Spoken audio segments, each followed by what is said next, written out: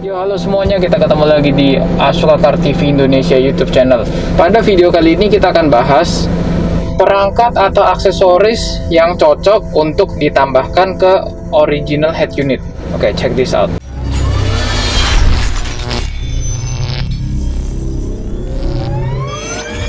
Oke, nah jadi pada video kali ini kita akan bahas ya. Nih, copot aja dulu maskernya karena udah dalam mobil dan sendirian. Jadi kita lagi pengen ngomongin kalau teman-teman lagi punya head unit yang original yang baru bawaan dari pabrik, masih baru beli ya mobilnya ya, jadi head unitnya belum diganti, belum mengganti Android, masih pokoknya masih original deh, belum diapa-apain. Kira-kira aksesoris atau tambahan audio apa aja sih yang cocok untuk dipasangin ke head unit original itu? Langsung aja kita mau ngomongin ya. Ini kebetulan kita lagi ada di mobil Honda BR-V yang masih pakai head unit originalnya ketika kita beli mobil, yaitu head unit ini nih, Kenwood DDX 515BT ya.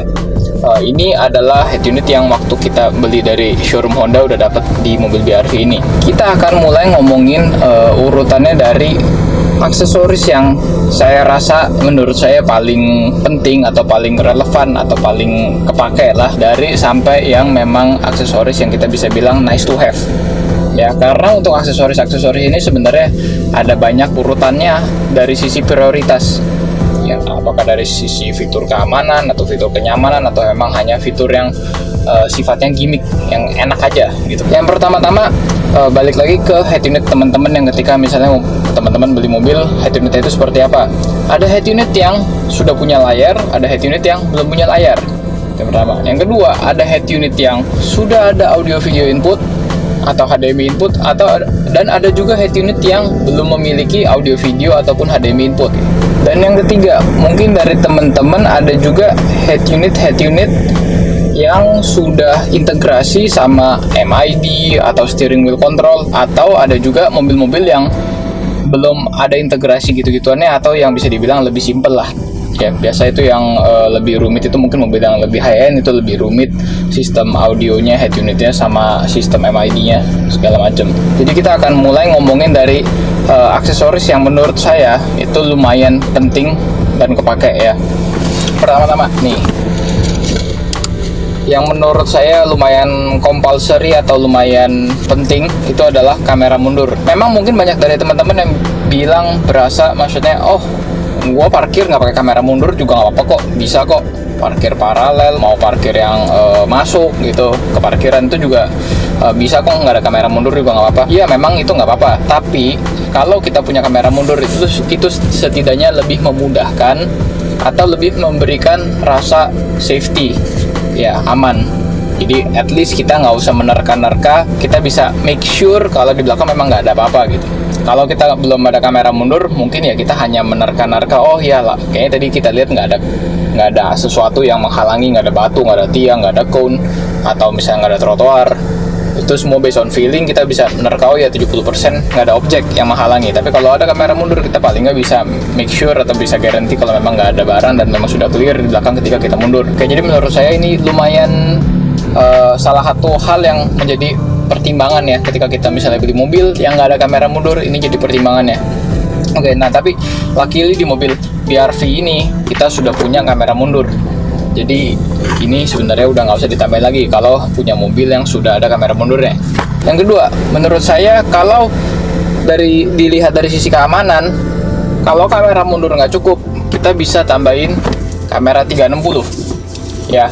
Jadi kamera 360 ini adalah around view monitor, dan ini bisa memberikan rasa aman lagi yang lebih dibandingkan hanya kamera mundur. Karena untuk around view monitor ini kita bisa bahkan melihat sisi kiri kanan yang blind spot ya. Yang blind spot kita kan biasa di kiri belakang atau kanan belakang atau kiri bawah, kiri depan, yang sudut-sudut yang blind spot itu kita semua bisa di cover dengan adanya kamera 360. Itu sangat berguna ketika kita keluar dari parkiran, atau misalnya ketika kita lagi dalam kondisi macet, atau ketika kita berada di gang sempit. Misalnya di gang sempit kita mesti pas-pasan sama mobil, atau kita di gang sempit mesti belok atau putar balik. Nah, itu kamera 360 akan sangat kepakai. Jadi dari sisi keamanan kamera 360 menurut saya adalah salah satu aksesoris atau salah satu peripheral yang bisa ditambahkan ke head unit original. Ya ingat, yang penting head unitnya ini sudah punya layar. Ya, sudah punya layar, dan dia biasanya head unit itu sudah punya perangkat kamera mundur input, CCD input. Nah, itu sudah bisa pasang kamera 360. Tidak perlu head unit yang Android, pakai head unit yang original. Bisa head unit bawaannya, misalnya kalau di Honda ini ya, di Honda BRV ini ya, head unit yang ada layarnya ini, yang layarnya 6 inch, itu bisa karena dia sudah punya input untuk kamera mundur. Ya, tidak perlu head unit Android. Tapi paling nggak, at least make sure punya layar. Kalau masih pakai head unit yang belum ada layarnya, boleh coba cari head unit yang ada layarnya, oke? Tapi kalau dari saya pribadi, kalau mau ganti head unit ya langsung aja ke yang Android. Ya tanggung kalau nggak kita cuma ganti head unit yang ada layar tapi masih yang belum Android, oke? Nah, yang berikutnya menurut saya juga penting, itu adalah kalau untuk teman-teman yang di mobilnya belum punya steering wheel control, boleh tambahkan steering wheel control. Itu menurut saya juga aksesoris yang memberikan kenyamanan lebih ya. Terlepas dari keamanan, itu juga memberikan kenyamanan. Jadi steering wheel control yang di sini tuh sebenarnya banyak banget yang udah jual di aftermarket, tinggal dicocokin sama model mobilnya apa, misalnya Toyota Avanza atau misalnya Calya, Honda, Honda Mobilio, Honda Brio. Itu tuh udah banyak yang jualin modul steering wheel controlnya itu. Nah, itu bisa dicari, dan menurut saya itu menjadi salah satu hal yang memberikan kenyamanan. Jadi kita at least ketika kita gedein volume sama kecilin volume, kita tinggal dari sini ya, tanpa harus kita tekan ke radionya. Ya ini sebenarnya juga nggak apa-apa sih, tapi hanya memberikan kenyamanan lebih ya. Kita bisa semuanya set volume dan channel dari si setir ya. Berikutnya, kalau ngomongin kenyamanan, satu hal yang saya rasa penting itu juga sebisa mungkin punya TV digital ya, karena TV digital itu itu bisa killing time. Jadi ketika kita di jalanan, kita macet ya, kita bisa ada suatu hiburan atau suatu informasi ya, infotainment, itu yang kita tonton dari TV. Mau infotainment atau entertainment atau apapun, breaking news itu semua juga bisa dapat dari si TV digital.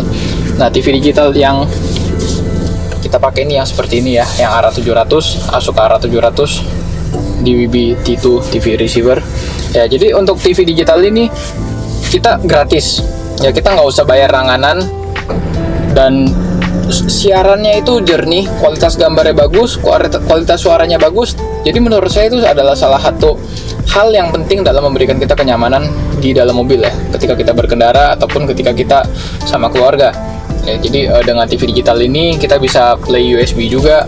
Jadi TV digital ini bisa sambung ke head unit apapun selama ada aux atau audio video input ataupun HDMI input. Nggak usah Android, nggak apa-apa. Kalau teman-teman masih pakai head unit yang bawaannya yang original, yang bukan Android tapi yang ada layarnya ya, itu bisa pakai TV tuner ini, bisa pakai Asuka. Dan ini benar-benar menurut saya salah satu hal yang jadi pertimbangan ketika beli mobil baru dan mobilnya nggak ada apa-apa. Kita dengan nambahin satu perangkat TV tuner ini, harganya relatif nggak mahal, hanya 2 juta sekian, tapi kita sudah bisa dapat satu tontonan di mobil yang memuaskan ya. Dan untuk TV digital ini, sebagai tambahan informasi, sekarang ini memang kita eranya sudah, untuk siaran televisi itu sudah digital. Jadi memang kedepannya semua siaran analog, yang dimana itu siarannya semut-semut ataupun siarannya yang masih berbayang, itu udah nggak akan ada lagi, dan semuanya itu sudah digital, free to air. Jadi ini benar-benar totally gratis, nggak ada langganan, nggak ada biaya bulanan. Oke, jadi ini benar-benar jadi satu hal yang kita bisa jadi pertimbangan. Dan yang berikutnya, menurut saya kalau teman-teman head unitnya belum Android, tapi teman-teman suka menyaksikan tontonan dari handphone, dari YouTube yang di handphone, atau lihat Google Maps yang di handphone, kan kalau misalnya kita belum ganti head unit, kan ini misalnya belum Android nih, kita mau lihat navigasi juga nggak bisa online ya di head unit yang ini. Terus kita mau nonton YouTube juga nggak bisa, paling pakai Apple CarPlay atau pakai Android Auto. Atau kalau kita mau dengerin lagu dari handphone pun, kita juga harus pakai connect Bluetooth. Jadi salah satu hal yang kita bisa lakukan adalah kita melakukan mirroring dengan menggunakan modul ini, alatnya Akas ya. Ini berguna dan berfungsi untuk mirroring dari smartphone ke layar head unit. Jadi walaupun head unitnya bukan Android, masih pakai yang original, AKAS ini tinggal disambungkan ke HDMI inputnya si head unit ataupun audio videonya head unit. Nah, nanti kita bisa melakukan mirroring dari smartphone ke layar head unit. Ya, jadi yang di mirroring bukan hanya videonya, gambarnya, tapi juga suaranya. Ya, menurut saya ini juga salah satu hal yang bisa jadi pertimbangan kalau teman-teman suka melakukan hiburan. Kalau teman-teman suka nonton hiburannya tuh atau play hiburannya tuh di smartphone, tapi pengen dituangkan ke layar head unit. Ya, tapi kalau teman-teman head unit sudah Android, sebenarnya di head unit Android sendiri sudah punya fungsi mirroring dan juga sudah punya fungsi online navigation dan juga punya YouTube untuk video streaming. Ya, jadi AKAS ini lebih kepake untuk teman-teman yang masih head unitnya adalah original. Oke, berikutnya yang menurut saya menjadi penting itu adalah audio system. Audio system juga salah satu hal yang menurut saya ini masuknya sebenarnya prioritas ya. Tadi sebelum masuk si AKAS, mungkin saya sebenarnya awalnya pengen ngomongin si masalah audio system. Jadi audio system itu menurut saya akan sangat berpengaruh di mood kita ketika kita di mobil. Karena kalau mobil kita masih belinya yang nggak terlalu mahal-mahal banget, misalnya mobil yang standar-standar, biasanya audionya itu atau kualitas sound systemnya itu juga pas-pasan. Ya, jadi biasa kita beli mobil dari showroom, pengalaman saya yang saya pernah dengerin itu kebanyakan mobilnya itu ya speakernya pas-pasan, ukurannya kecil, stagingnya nggak ada, imagingnya juga nggak bagus. Nah, jadi yang jadi bahan pertimbangan teman-teman adalah upgrade audio. Ketika teman-teman berasa sudah punya head unit yang oke, yang bawaan dari pabrik, tapi nggak mau ganti head unit dulu, mau ganti audio dulu, itu bisa. Ya, ganti audio dulu. Memang head unit ini sebagai source dari audio system di mobil kita. Jadi sebenarnya head unit ini penting. Jadi ketika kita ganti head unit, sebenarnya kita lagi mengimprove audio system juga. Tapi ketika teman-teman misalnya mau ganti audionya dulu, mau ganti head unit belakangan, itu juga nggak apa. Nah, untuk audionya sendiri sebenarnya bisa mulai dari pilih prosesor, tambahin subwoofer, mau ganti speaker dan mid range-nya jadi full range atau yang 3-way. Itu juga jadi bahan pertimbangan ya. Itu sebenarnya bisa dilihat di channel-channel yang lain yang ngebahas tentang audio. Tapi kalau menurut saya, dari sisi saya, untuk ganti aksesoris atau peripheral pendukung dari head unit, menurut saya audio system yang baik itu adalah salah satu prioritas. Oke, berikutnya kita juga mau ngomongin untuk kenyamanan berkendara di mobil, khususnya untuk keluarga. Salah satu hal yang menjadi pertimbangan adalah tambahin headrest monitor di belakang, atau yang biasa kita sebut rear seat entertainment. Ya, jadi rear seat entertainment ini penting karena kalau kita berkendara misalnya lebih dari 2 orang, kita di belakang ada keluarga, ada anak-anak, atau misalnya kita sendiri yang duduk di belakang, kita disetirin sama driver. Rear seat entertainment itu akan sangat memberikan kenyamanan daripada hanya sekedar head unit yang layarnya mungkin 6 inch atau nggak nyampe 7 inch ini. Ya, karena rear seat entertainment itu kita bisa lebih nyantai di belakang, kita matanya nggak usah lihat jauh ke depan. Udah gitu kita bisa berinteraksi juga di belakang dengan rear seat atau headrest yang ada di belakang. Ya, tinggal kita pilih rear seat entertainment yang tepat sesuai dengan yang kita mau. Misalnya ada yang Android, dimana kita bisa berinteraksi, kita bisa pilih sendiri video on demand, kita bisa pilih sendiri musiknya, kita bisa browsing sendiri, kita bisa buka YouTube, bisa nonton dari USB. Ya, itu kalau Android. Nah, kalaupun bukan Android, kita masih pakai yang hanya headrest monitor, itu pun juga bisa juga. Jadi kita play videonya di depan menggunakan DVD, tinggal di belakang kita tinggal ngikutin nonton aja. Ya. Dan untuk rear seat entertainment ini kita juga bukan cuma ngomongin headrest monitor, tapi juga berlaku untuk roof monitor. Roof monitor itu biasa mobil-mobil yang sifatnya van, minivan, atau mobil yang 7-seater, 8-seaters. Itu untuk di bagian belakang kita bisa taruh monitor yang di atas plafon, atau yang bisa kita sebut roof monitor. Jadi rear seat entertainment menurut saya adalah salah satu pertimbangannya untuk menjadi tambahan atau peripheral atau aksesoris pendukung untuk si head unit di depan. Ya, tapi balik lagi sebenarnya ya, kita dari tadi ngomongin masalah peripheral atau aksesoris pendukung untuk head unit. Tapi menurut saya dalam satu mobil punya entertainment system, head unit itu sangat-sangat penting. Karena dia namanya head unit itu menjadi kepala ataupun otak dari seluruh entertainment system di mobil.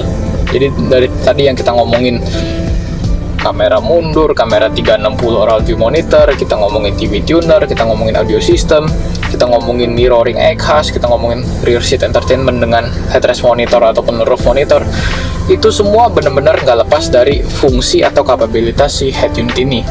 Ya, jadi dengan head unit yang bagus, head unit yang mumpuni, dengan head unit yang berkualitas ataupun yang canggih, itu akan sangat mempengaruhi kemampuan ataupun tingkat integrasi dari seluruh sistem ini ya.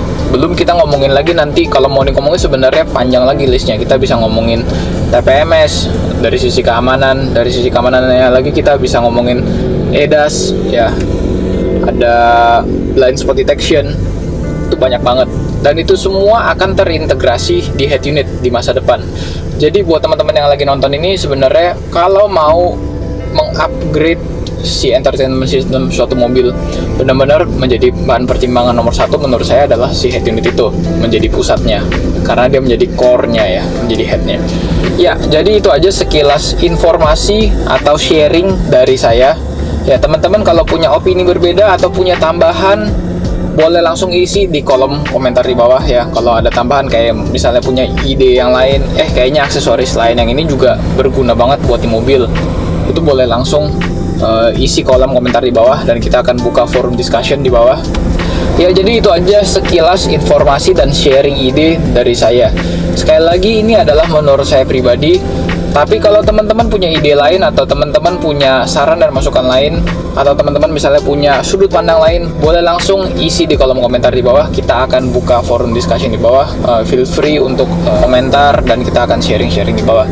Ya, tapi balik lagi, itu semua ke seleranya dan preferensi ya teman-teman.